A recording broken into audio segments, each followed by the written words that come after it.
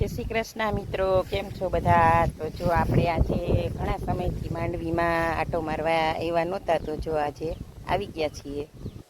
તો જો આમાં ક્યાંક ક્યાંક ઝાડવા આવા મોટા મોટા દેખાય છે, એટલે હવે અમારે થોડુંક નીંદવાની જરૂર છે. તો ક્યાંક ક્યાંક ઝાડવા છે એ ઉપડી જાય. મહિનો દિવસ થયા તો આપણે નીંદું નથી, એટલે હવે મોટા ઝાડવા ઉપાડશે.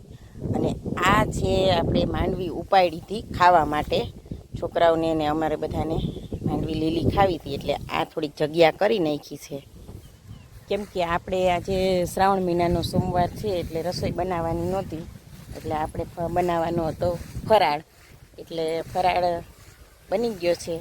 તો જો આપણે ખેતરમાં કીધું થોડીક ટાઈમ છે તો આટો મારી આવીએ.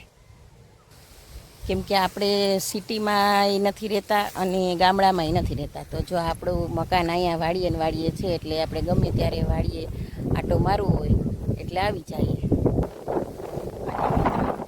વાડીએ રહેવાની તો કંઈક અલગ જ મજા હોય. કેમ કે ગામડાની જેવી જ બધી પ્રકૃતિ હોય. તો અત્યારે તો જો લીલી હરિયાળી જ બધે હોય છે. જો દેખો, આ આપણી વાડી છે. તો મિત્રો, એકવાર આપણી વાડીએ જરૂરથી મુલાકાત લેજો. જય શ્રી કૃષ્ણ.